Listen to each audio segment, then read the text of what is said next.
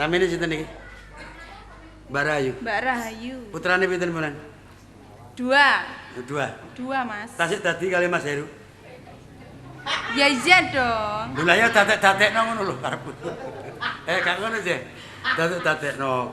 Datekno kakek-kakek lan nini loro katisen.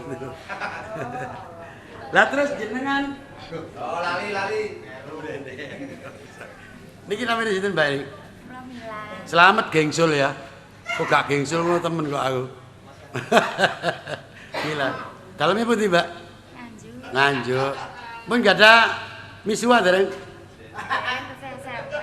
Oh, SMP. Kelas pinten? Ampun manak pisan. Oh, kula nggih tasih anu kok TK. Kanak-kanak nul saebor. Iki Mbak ini. Bagus. Perdana memang makin ke depan makin canggih alatnya dan makin cantik-cantik. Baik, apa ngene iki rek? Jenenge ngaran. Apa? Biduren. Lah kok ora iso ngarani kok piye? Lah aku bingung nek delok wong ayu-ayu ini kok. Diomong ya. Iku lho apa penari latarnya gitu. peran pendukungnya gitu. Wah. Ya apa rek? Yamene kok sensus penduduk. Masalah. Kon arep situ ah. Gak winginane ngono ana cinta gintes barang. Alah, kon niku Ditawak-tawakno wis padane tumo itu. bojone kanca. Alah, Bos. Kecuali wah. Kon tak kandhani ngono mesti kon gopo kabeh. Lah Ngaku wedi. wah durung-durung wis gopo kok. Lho iki mang aku malah wayu nang gone perdaya bersama. Pendaya Walah. Iku sing bagian suatu apa produksi apa? pendaya Perdasa. Berapa? perdana. Lah ya perdana. Oh, Keliru. Perdana tengah dalan. Oh, ada. Mangkane anak penolanang aja oleh sembrono cara galugalan. Apa? Iki mangut Narakama. Dah. Narakama lho. Marakrana. Kon niku. Lah iku sih. Ngene iki lho. Ora jemur. Jemur. Lah terus rumah sakit Islam. Lah, Iku Marakrama. kok Marakrama? Narakama. Kon niku. Sono rasa. Panakrama. Lah. Iya.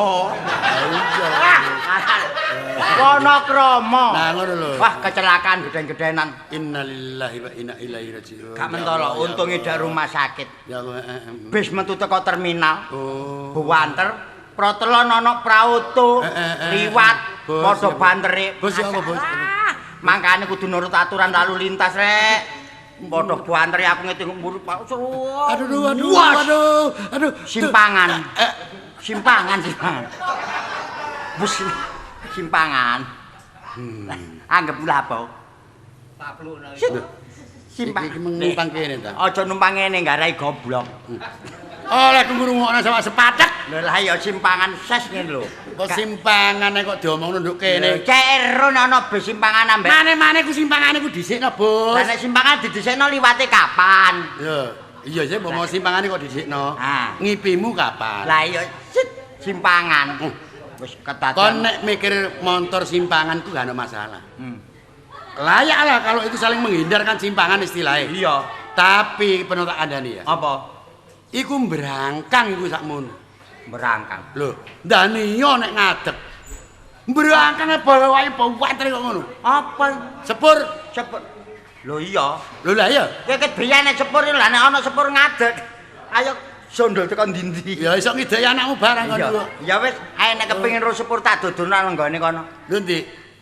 Stasiun Narakama. Lho, dibaleni maneh. Narakama. Lho, nggone sepur iku stasiun ta? Stasiun. Oh, nek nggone sepur ana nggone stasiun, nek nggone bis ana nggone terminal. Terus nek nggone wong gawe anak, iku nggone kamar.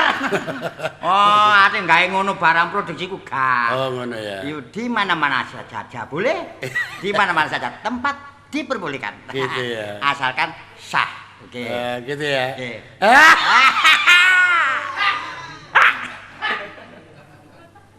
Balik-balik kok keliru.